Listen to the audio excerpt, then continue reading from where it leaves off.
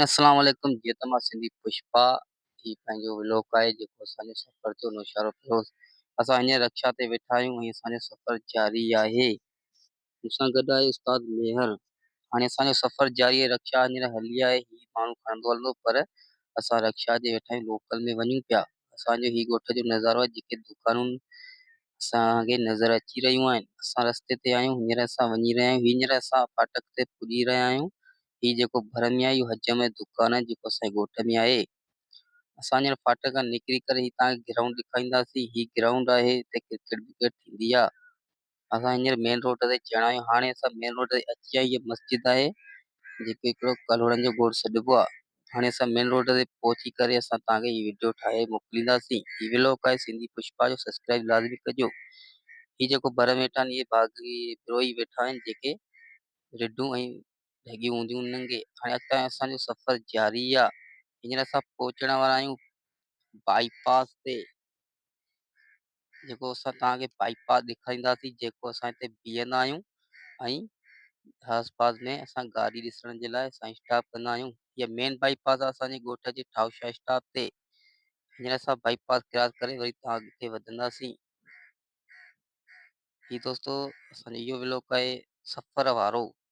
असांखे लाइक करणु ऐं सब्सक्राइब करणु न छॾिजो। हिन आसपास में हीअ जेकी तव्हांखे बाईपास ॾेखारियूं था, हीअ बाईपास आहे। हींअर हिकिड़ो मेन रोड पार करण वारा आहियूं, ॿिए रोड लाइ असां बीहंदासीं।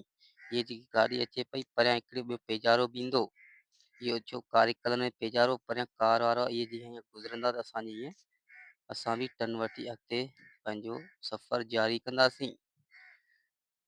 ही दोस्तो कार वञे पई, हाणे असां पंहिंजो सफ़र जारी कयासीं। हाणे असां डुकी वियासीं मेन रोड ते वरी। हाणे ही जेको असां हींअर वञूं पिया, ही जेको स्टॉप ॾिसो पिया हैदराबाद कराची स्टॉप आहे। हितां असां चढ़ंदा आहियूं हैदराबाद ऐं कराची लाइ। अॻिते असांजो सफ़र जारी आहे। नौशहरो फिरोज़ लाइ असां निकितासीं सफ़र तव्हांखे असां ॾेखारियूं पिया, निकिरी रहिया आहियूं। हाणे असां हींअर पहुचण वारा आहियूं। हीअ असांजो माना ईअं सम्झो त असां ज़िलो नौशहरो फिरोज़ में पुॼी वियासीं। ही स्कूल आहे जेको नौशहरो फिरोज़ में मशहूरु स्कूल आहे। असां हींअर ईअं सम्झो त नौशहरो फिरोज़ में पुॼी वियासीं। हिन त थी वियासीं पर हाणे अॻिते ॾिसूं छा थो थिए। ही नौशहरो फिरोज़ जो पेट्रोल पंप आहे जितां असां पेट्रोल भराईंदासीं, पर हिननि भराए छॾियो आहे, पर हाणे असां सिधो रस्तो वठी वेंदासीं। हाणे असां ईअं सम्झो त असां पुॼी वियासीं असां पंहिंजी मंज़िल ते। ही दुकानियूं जे असांजे शहर जूं जेको ख़ूबसूरत नज़ारो तव्हांखे ॾेखारे रहिया आहियूं। ही जेको असांजो रस्तो वञे पियो ही तगड़नि जो रोड सॾिबो आहे ऐं हिते काफ़ी शयूं तव्हांखे मिलंदियूं। असां हींअर तव्हांखे ॿुधाईंदा हलूं त असांजो सफ़र ख़तमु थी वियो, छाकाणि त असां ज़िलो नौशहरो फिरोज़ में पुॼी वियासीं। असांजो आख़िरी स्टॉप आहे इहो, जिते असां हींअर लहंदासीं। असांजो आख़िरी स्टॉप ज़िलो नौशहरो फिरोज़ ठाउशा स्टॉप जो आहे।